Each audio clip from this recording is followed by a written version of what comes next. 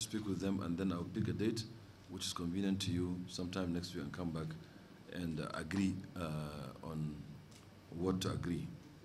But we remain committed to continuing to doing what we have been doing to them, that saw their growth and development. And little wonder now there are new airlines every day coming into the country. ValueJet has just started, Umda started, and many more. So we'll continue to give them our support. Regarding the Emirates or the UAE-Nigeria relationship, it may seem to be something within the confines of civil aviation. I would like to say that in this case, it is tangentially related to the matter. There were, if I may use the word correctly, which I disagree with, I don't like the word, but because it's being used around the world, I will use it, blocked funds in Nigeria.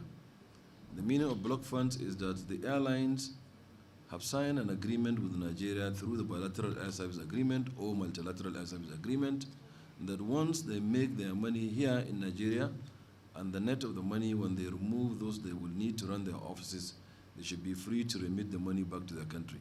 And so also any Nigerian entity doing business anywhere should also have the liberty to remit the money by law back to Nigeria, assuming airpeace or anybody, UMZA, that is doing business in Niger or in Canada.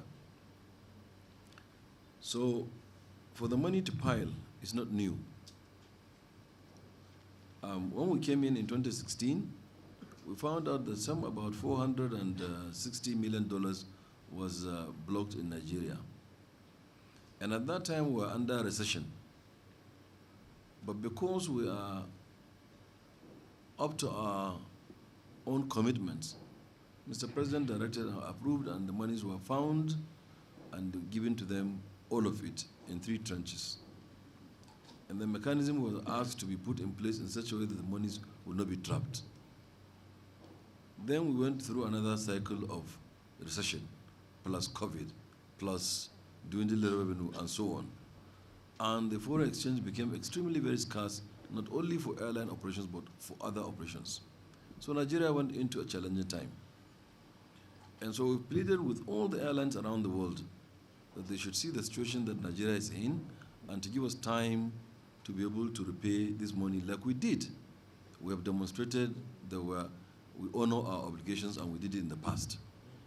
So this one took time, and most airlines and most countries, almost all countries except UAE, have understood the situation in Nigeria and are hoping that the monies are going to be found. And Mr. President has already been very categorical on this, and I think Central Bank and their own local bankers here are working hard to find this money and pay. And the CBN governor had said that between now and the end of the year, the substantial amount of the money will be paid. Perhaps almost all, according to him, and before the Senate and before the House of Representatives.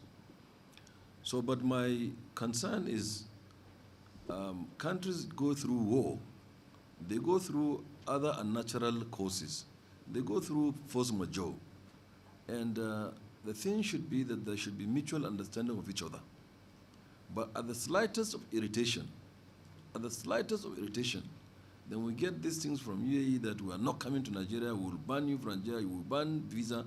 They've done it once, they did it twice, they did it 3 times. These are things that are not self-inflicted. These are things that happen to our country. And as a sovereign, perhaps they should look a bit more, because this market, this Nigerian market, is a market that they need. We need their service, no doubt about that, but they need our market more. So we are working hard to ensure that this money be paid. CBN and the bankers and the banks as well are also doing their very best. We are assuring UAE that this money, as the CBN governor said, will be paid before the end of the year, almost all of it, but that they should exercise restraint and treat Nigeria for the value that it has. Say again?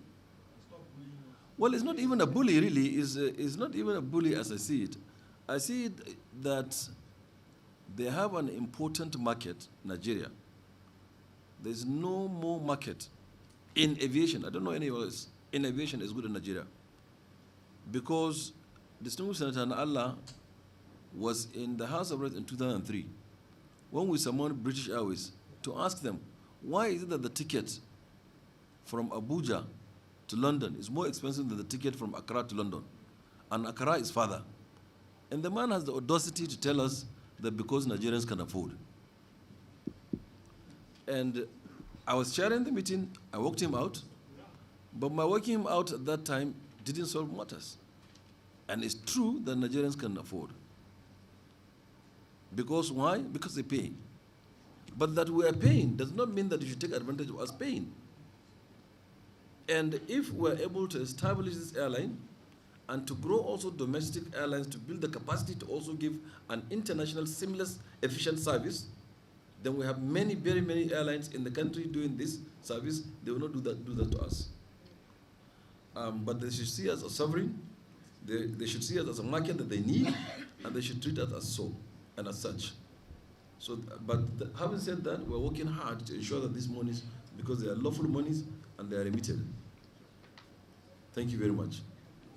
His clarity of mind and tenacity to whatever he believes in. On this note, Honorable Minister, you are not acquitted. You are just discharged.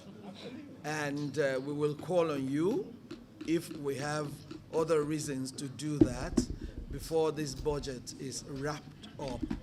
But we will expect that you will wait for us a bit while we round up this meeting. But on behalf of all my colleagues, I thank all the